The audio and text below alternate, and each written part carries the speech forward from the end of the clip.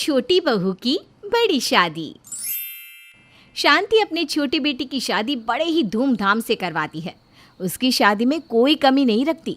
ये देखकर बड़ी बहू करीना अंदर ही अंदर जलती है और अपने पति से कहती है, माँ जी ने अपने लाडले बेटी की शादी पर कितना पैसा खर्च किया है और अपनी छोटी बहू को लाने के लिए कितनी तैयारियां की हैं माँ जी ने।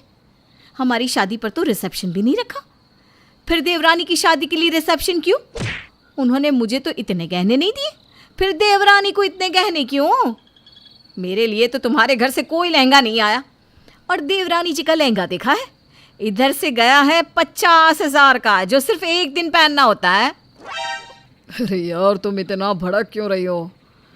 तब में और अब में बहुत फ़र्क है। हमारी शादी को काफ़ी समय हो गया है। उस समय माँ अकेली थी, माँ के पास इतने पैसे नहीं थे। तो क्या अब माँ जी बहुत अमीर हो गई है? हैं? हाँ हाँ, होगी क्यों नहीं। आखिर बड़े बेटे ने कमाई जो इतनी करी है, कभी देखा है देवर जी को जेब से एक पैसा निकालते हुए? अरे वो भी तो काम करते हैं, पर फिर भी सारी जिम्मेदारी आपके ऊपर। यार करीना, देखो ड्रामे मत करो। बारात निकलने का समय हो रहा है। घर के बाहर घोड़ी खड़ी है, विपिन को घोड़ी चढ़ने दो। हाँ, मैं ड्रामा कर रही हूँ? अरे आपकी भी शादी हुई थी, आप तो घोड़ी पर नहीं चढ़े, पर फिर भी शादी हुई ना, आप बारात लेकर आए ना। ऐसे ही देवर जी भी बिना घोड़ी चढ़े बारात लेकर जा सकते हैं। करीना, लगता है तुम मेरी बात ही नहीं सुन रही। घोड़ी बाहर खड़ी है। इतना बोलकर विपुल बाहर चला जाता है। सभी शादी के फंक्शन को एंजॉय कर रहे थे और नाच गा रहे थे, पर करीना के दिल में तो तूफान उठ रहा था। कुछ देर बाद जब बारात निकलने का समय होता है तो शांति करीना को अपनी देवर की नज़र उतारने को कहती है, पर करीना देवर की नज़र उतारने से साफ मना कर देती है। माँ जी, मुझे नज़र उतारना नहीं आता, ना मैं नज़र उतारूंगी और ना ही मैं बारात में जाऊंगी। अरे पर क्यों बहू, तू अपने देवर की नज़र क्यों नहीं उतारेगी?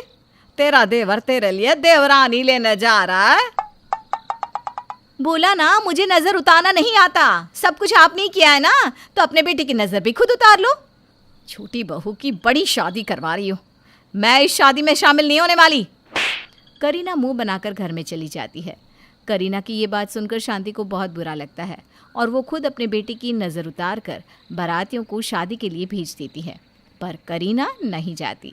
अगली सुबह बारात दुल्हन को लेकर दरवाजे पर खड़ी होती है। अपनी देवरानी को देखकर करीना का गुस्सा और भी बढ़ जाता है, क्योंकि उसकी देवरानी उस 50,000 के लहंगे में बहुत अच्छी लग रही थी और घर की सजावट भी काफ़ी अच्छी थी। करीना अपनी देवरानी परी को देखकर अंदर ही अंदर जल रही थी। तभी शांति करीना से कहती है, बहू, छोटी बहू दरवाजे पर खड़ी है। अपना गुस्सा नाराज़गी साइड रखकर पहले बहू का गृह प्रवेश करवाओ। गृह प्रवेश तो करवाना ही पड़ेगा ना, आखिर मेरा भी तो हुआ था। बस फ़र्क इतना है कि मेरे गृह प्रवेश के लिए साधारण सा लोटा था, पर छोटी बहू के लिए पीतल का लोटा है। इतना बोलकर करीना अपनी देवरानी का गृह प्रवेश करवाती है।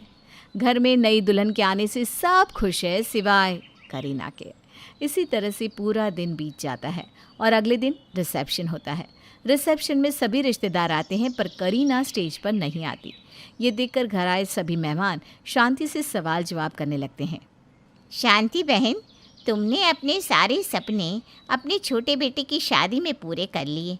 बहुत अच्छी शादी की है तुमने अपने छोटे बेटे की, पर तुम्हारी बड़ी बहू कहाँ है? कहीं नज़र नहीं आ रही। अब क्या बताऊं बहन, शादी की सारी जिम्मेदारी करीना के ऊपर थी। बेचारी की ना तबीयत ख़राब हो गई है, इसलिए मैंने उससे कहा कि थोड़ी देर आराम कर ले तू बेटा। ये तो है शांति बहन, शादी में काम ही 1000 होते हैं। शादी के बाद हर कोई थक जाता है और बीमार पड़ जाता है, पर तुम अपनी बहू को कहो कि दवाई खाकर थोड़ी देर के लिए ही आ जाए। देखो तो सब कितना एंजॉय कर रहे हैं। छोटी बहू के साथ फ़ोटो ले रहे हैं और बड़ी बहू कहीं नज़र नहीं आ रही। बहन, तुम पार्टी एंजॉय करो ना, बड़ी बहू भी आ जाएगी। शांति घर आए मेहमानों के सवालों से परेशान हो चुकी थी, इसलिए वो करीना के पास जाती है और उसे पार्टी में चलने के लिए कहती है। बहू, तो ऐसा क्यों कर रही है? क्यों बनते कामों को बिगाड़ रही है? घर आए सभी मेहमान तेरे बारे में पूछ रहे हैं, और वैसे भी जो होना था सो हो गया। तू क्यों गुस्सा है? माँ जी क्यों अनजान बनने की कोशिश कर रही हैं? पूरे घर को पता है मेरी नाराज़गी का कारण। मेरी नाराज़गी तब ख़त्म होगी जब मुझे भी बराबर का हक मिलेगा। इतना बोलकर करीना जाकर बिस्तर पर लेट जाती है। बेचारी शांति भी छोटा सा मुंह करके बाहर जाती है। इसी तरह से रिसेप्शन भी हो जाती है और अगले दिन जब छोटी बहू की पहली रसोई होती है, शांति अपनी बहू को उसकी पहली रसोई का इनाम देती है। तो करीना फ़ौरन ताना देते हुए अपनी सास से कहती है, परी तुम्हारी ही मौज है, तुम्हारी शादी बिल्कुल वैसे ही हुई जैसा तुम चाहती थी। एक हमें देख लो, हमारी शादी में तो ना बैंड बाजा था, ना घोड़े बाराती, और रिसेप्शन क्या होता है ना, ये तो मुझे पता ही नहीं। और पहली रसोई में मुझे सिर्फ आशीर्वाद मिला था। तुम्हें देखो, इनाम मिल रहा है। दीदी, काश कि मुझे भी अपनी पहली रसोई में इनाम के बदले आशीर्वाद मिलता, क्योंकि आशीर्वाद इनाम से बढ़कर होता है। ये सब ना बड़ी बड़ी बातें हैं। अगर तुम मेरी जगह होती तो तुम भी इसी तरह से कहती। इतना बोलकर करीना बिना कुछ खाए वहाँ से उठ खड़ी होती है और अपने कमरे में चली जाती है। अपनी जेठानी का ये रूप देखकर परी को बहुत अजीब लगता है, पर शांति अपनी छोटी बहू को समझाते हुए कहती है, छोटी बहू तू बुरा मत मानना, बड़ी बहू बस थोड़ी सी नाराज़ है, पर समय के साथ सब ठीक हो जाएगा।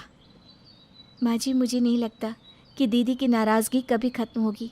हमें दीदी की नाराज़गी को ख़त्म करना होगा, वरना ये नाराज़गी हमारे रिश्ते को ख़राब कर देगा। इतना बोलकर परी अपने कमरे में जाती है और अपने मायके से लाए हुए सामान में से अपने कुछ कीमती और महंगे सामान अपनी सास को देती है। ये कपड़े और पायल मेरी माँ ने दीदी के लिए भेजे थे, पर मैं सोच रही हूँ कि मैं अपना हार और सोने का कड़ा भी दीदी को दे दूँ। पर आप मेरा नाम मत लेना, ये आप अपनी तरफ से देना। अगर आप अपनी तरफ से कुछ दीदी को दोगी तो शायद उनकी नाराज़गी ख़त्म हो जाएगी।